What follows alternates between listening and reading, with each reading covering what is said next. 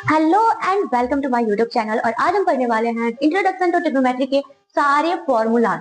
देखो तुम लोग को ना मतलब किसी को भी ट्रिग्नोमेट्रिक फॉर्मूला को याद करने में बहुत सारी प्रॉब्लम होती है, और अगर हमने उसको रट्टा मार भी लिया तो एग्जाम टाइम पे या फिर कोई टीचर हमसे पूछे तो वहां पे हमें कंफ्यूजन हो जाती है। ओके, तो हमें रट्टा बिल्कुल नहीं मारनी है।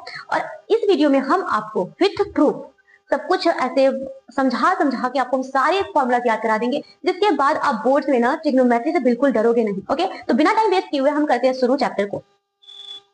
एंड आपकी क्लास में ना ये बेसिक सिखाया जा रहा है। ओके, ये बिल्कुल भी हार्ड नहीं है। ट्रिग्नोमेट्री से रिलेटेड आपको जो भी कंफ्यूजन है ना उसको बिल्कुल हटा दो। हम बात करते हैं कि ट्रिग्नोमेट्री क्या होता है और ट्रिग्नोमेट्री हम क्यों पढ़ते हैं। क्योंकि हम हमेशा सारे सब्जेक्ट को पढ़ने, सारे चैप्टर को पढ़ने से पहले हम उसे क्यों पढ़ते हैं ये हम पहले जानते हैं। ट्रिग्नोमेट्री यानी कि आपका जो डिस्टेंस निकालने का, विड्थ निकालने का, नरीज जो होती है उसकी विड्थ निकालने का, हाइट निकालने का, अगर एक एंगल एक साइड दिया हुआ है तो आप दूसरा साइड निकाल लेते हैं इजीली बिना मेहनत किए हुए। ओके, हम तो पढ़ाई इसीलिए करते हैं ना ताकि जो भी हार्ड चीजें हैं उसको हम इजी बना दें। तो ये हाइट को इजीली निकालने का या एक अच्छा सा तरीका है ट्रिग्नोमेट्री। तो सबसे पहले हम बात करते हैं ट्रिग्नोमेट्री का। हमने इंट्रोडक्शन देख लिया। ओके, इंट्रोडक्शन हमने देख लिया कि हम इसे क्यों पढ़ते हैं। और अब हम बात करते हैं रेशियो ऑफ ट्रिग्नोमेट्री।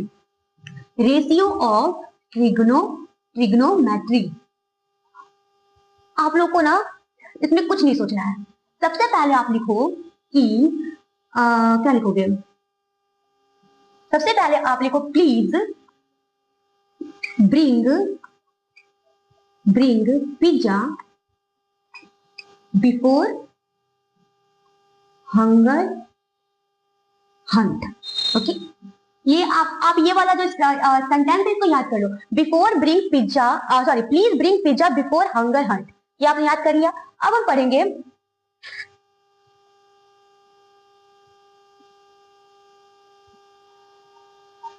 हाँ, इतना आपने ये जो सेंटेंस है आप याद कर लो। उसके बाद एक और सेंटेंस आपको बहुत ही छोटा सा याद करना पड़ेगा। क्या कि हैरी हेल्प बिग पांडा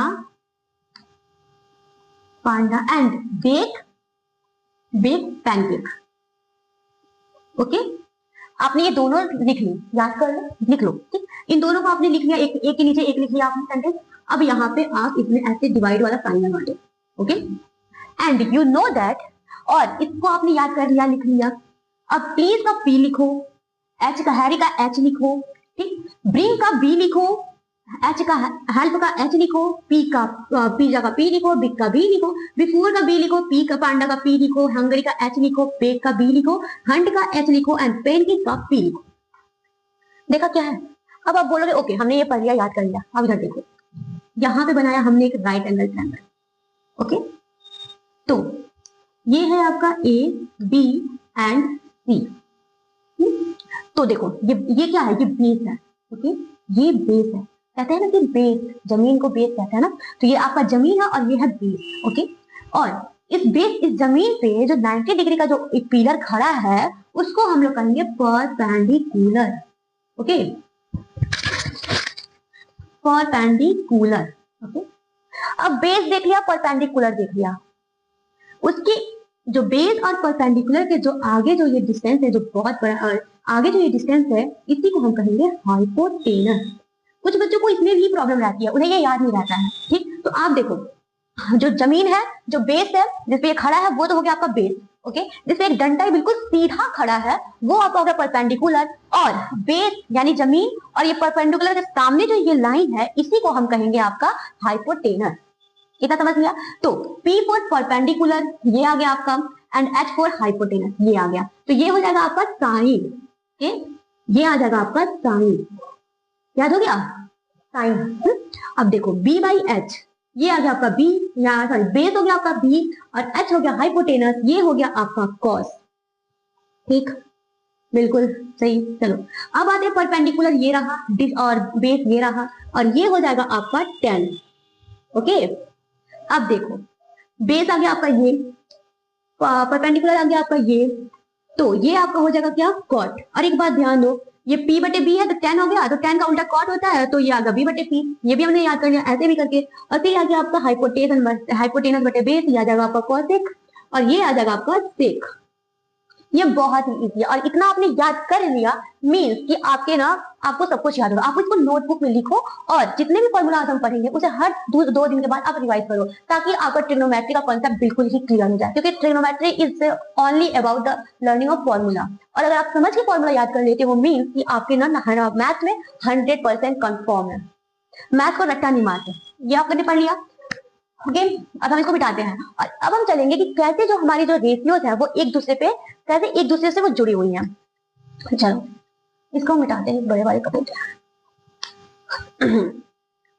तो अब हम पढ़ेंगे क्या, मान लो कि आपको साइन दिया है, ये इक्वल किससे होता है, sign is equal to 1/cos। आपने देखा होगा, इसको हम समझेंगे अभी, पहले हम लिख देते हैं। साइन के बाद क्या आता है, कॉस। कॉस को हम क्या लिखेंगे, cos is equal to 1/sec। फिर आता है tan, tan is equal to 1/cot। cot के बाद आता है, tan के बाद आता है आपका cosec। cosec is 1/sin and cosec, sorry cosec के बाद sec आता है, ये होता है आपका 1/cos। क्यों,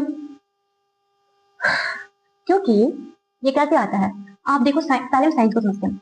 साइन को आपने लिखा, इसका आपने फॉर्मूला लिखा P/H यानी परपेंडिकुलर बटे हाइपोटेनस। अब आपने लिखा sec, साइन कॉट कहाँ है भाई, यहाँ पे, सॉरी tan के बाद आता है आपका cot is equal to 1/tan और फिर आता है आपका cosec is equal to 1/sec and then आता है आपका sec is equal to cosec is equal to 1/sin and sec is equal to 1/cos। अब पूछो, अब हम जानेंगे कि sin is equal to 1/cosec कैसे होता है। देखो sin हमने लिखा P/H, आपको दिख रहा है। चलो अब हम लिखते हैं यहाँ पे क्या, cosec। cosec is equal to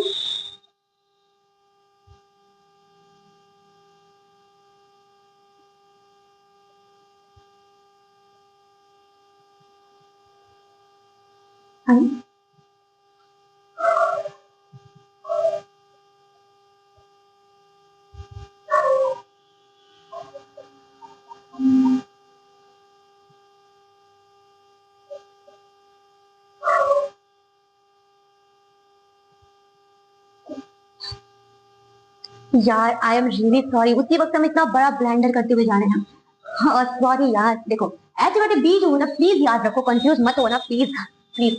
ये यहाँ पे H/B जो होता है ये होता है आपका sec और H/P जो होता है ये होता है आपका cosec। ओके सॉरी कि मैंने गलती कर दिया, सॉरी। तो ये आ गया आपका H/B यानी कि sec और H/P यानी कि cosec। तो अब देखो cosec is equal to H/P। अब आपको दोनों में क्या दिख रहा है, दोनों में ये दिख रहा है कि ये है साइन P/H और cosec यानी H/P, यानी कि जो P/H है, जो साइन की वैल्यू है, रेशियो है, वो cosec के रेशियो के उल्टा है। मतलब जो cosec का रेशियो है वो साइन के उल्टा है। मीन कि मान लो कि ये जो P/H है वह उल्टा है H/P है, ये P/H है, ये H/P है। मीन कि ये दोनों वैल्यू एक दूसरे में उल्टा है, यानी कि जो साइन है वह भी उल्टा है 1/cosec है। यानी कि देखो साइन की जो देखो कॉस की जो वैल्यू होगी वो अपोजिट होगी साइन के और साइन की जो वैल्यू होगी वो अपोजिट होगी कॉस के। मीन्स कि जो साइन है वो अगर साइन की वैल्यू कुछ है, अगर मान लो कि साइन की वैल्यू आपकी 2 आ रही है तो कॉसेक की वैल्यू हो जाएगी 1/2। कैसे, क्योंकि साइन के जो परपेंडिकुलर बटे हाइपोटेनस है और यहाँ पे कॉसेक की जो रेशियो है वो हाइपोटेनस बटे परपेंडिकुलर है। ये दोनों के डिफरेंट होने की, ये दोनों बिल्कुल एक दूसरे के अपोजिट है, एक दूसरे का अपोजिट है। मीन कि जो cosec का जो वैल्यू आएगा वह साइन के अपोजिट हो जाएगा, मतलब कि रेसिप्रोकल में चला जाएगा। समझ गया, इतना तो समझ में आता है ना, मैंने समझाने की बहुत कोशिश करी हम लोग। अब उसी तरह हम यहाँ पे आते हैं, हमने साइन को देख लिया, ठीक। अगर हम उसी तरह हम cos को देखेंगे, cos को देखा तो 1/cos की वैल्यू आ रही थी B/H और sec की वैल्यू आ रही थी आपकी H/B। हम देख रहे हैं ये सेम है, वैल्यू सेम है, लेकिन एक दूसरे का अपोजिट है। वैल्यू सेम है बट एक दूसरे को अपोजिट है। मीन्स कि जो cos की वैल्यू अगर आपकी 2 आई तो sec की वैल्यू 1/2 होगा। मीन्स कि cos is equal to 1/sec। समझ में आया, भाई का है। चलो इसी की तरह ये सारा फॉर्मूला होगा आपको, इसमें ज्यादा टाइम वेस्ट नहीं करेंगे और ये हमने समझ लिया, ठीक। और आपको अगर समझ में आया ना तो मेरे को कमेंट में बताया करो, ताकि मेरे को थोड़ा, because I am the new teacher, तो मेरे को थोड़ा कॉन्फिडेंस चाहिए ना, ताकि आपको पता चलेगा, आपको समझ में आएगा, आप मेरे को बताओगे तो मुझे नहीं वो मेरा पढ़ाया हुआ मेरे भाई बहन को समझ में आ रहा है। एनीवे इसको मिटा देते हम।